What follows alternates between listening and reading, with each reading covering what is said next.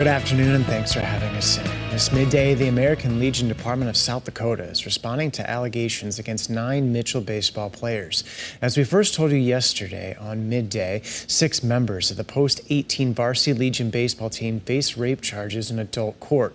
3 juveniles are also accused in the case. Just minutes ago, KELOLAND News received a statement from the American Legion saying, quote, "The allegations are very disturbing and are not in keeping with the traditions and the core purposes of American Legion baseball."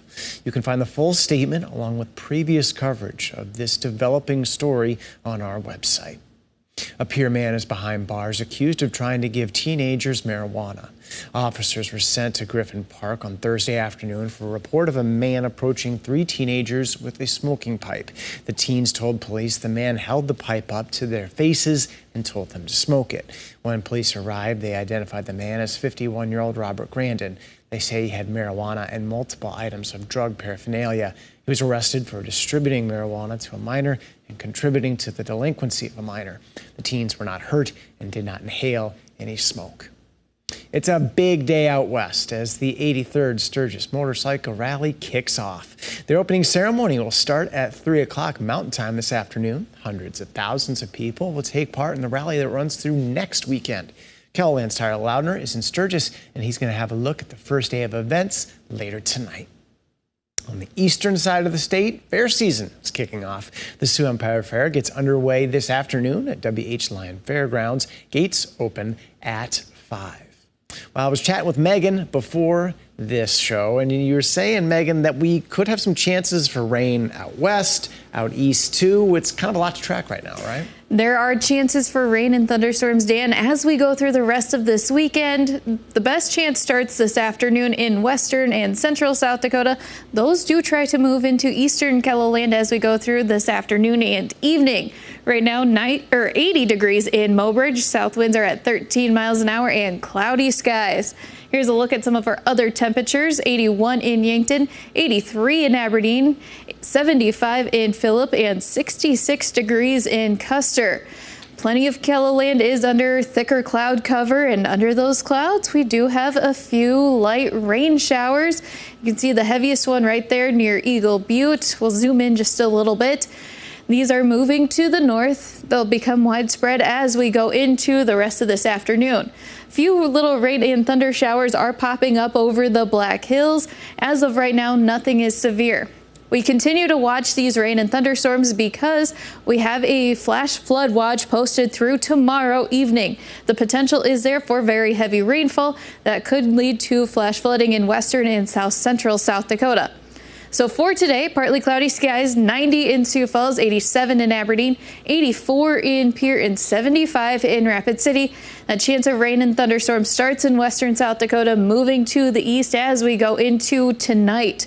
For this afternoon and evening, we do have a marginal risk of severe weather in western and central South Dakota. Large hail and strong winds are going to be the main threats. Then for the day tomorrow, on and off rain and thunderstorm chances with lows in the 60s tonight. We'll take a closer look at the timing of all the rain and thunderstorms in just a little bit. Thank you, Megan. The town of Castlewood has made a lot of headway in repairs since last summer.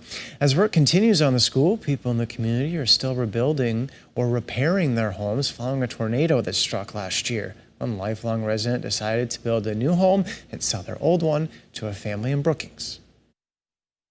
It's exciting, especially knowing that the house is going to live another life and be appreciated and not in a pile somewhere getting burned. We're going to bring you more on Castlewood's ongoing tornado recovery and tonight's Eye on KELOLAND at 10 o'clock. The South Dakota Secretary of State's office is officially recognizing a new political party. The No Labels Party joins 3 other recognized parties, Republican, Democratic, and Libertarian. The No Labels Party has 30 days to adopt a constitution or bylaws and submit them to the Secretary of State. The party currently has no registered voters. 207 people from around the world were sworn in as U.S. citizens this morning at the Washington Pavilion. Just to name a few countries represented at the ceremony: Liberia, Ethiopia, Mexico, El Salvador, the Philippines, and Thailand. Sioux Falls Mayor Paul Tenhaken and U.S. Representative Dusty Johnson were there to congratulate the new citizens. Donald Trump headlines an Alabama Republican Party dinner tonight, his first official campaign event since pleading not guilty to 4 felony counts in Washington, D.C. The charges are related to the January 6th Capitol attack and what prosecutors call a sweeping scheme to overturn the 2020 presidential election. Natalie Brand reports from Capitol Hill. Former President Trump returns to the campaign trail Friday, one day after his historic arraignment in Washington, D.C. on charges he plotted to overturn the 2020 election. This is a persecution of a political opponent. This was never supposed to happen in America. He briefly addressed reporters after the hearing, where he pleaded not guilty to the 4 counts, including conspiracy to defraud the United States and conspiracy to obstruct an official proceeding. The judge said that charge alone could carry a maximum penalty of 20 years in prison. Outside the courthouse, crowds of protesters and supporters line the sidewalk, along with a heavy police presence just blocks from the U.S. Capitol.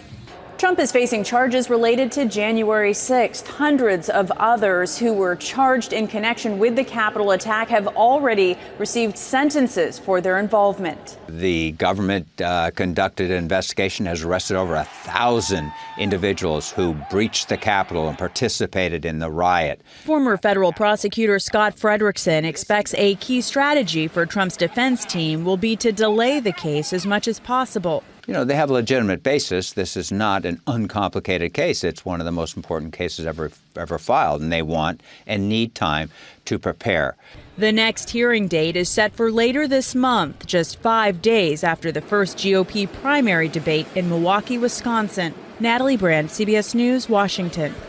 Trump, who is the frontrunner in the Republican presidential race, has suggested he might skip the month's debate. A lawyer for a quadruple murder suspect, Bryan Kohberger, is giving an alibi, saying he was, quote, out driving alone late at night when 4 University of Idaho students were killed last November. The claim comes in a new court filing where Kohberger was asked to submit an alibi.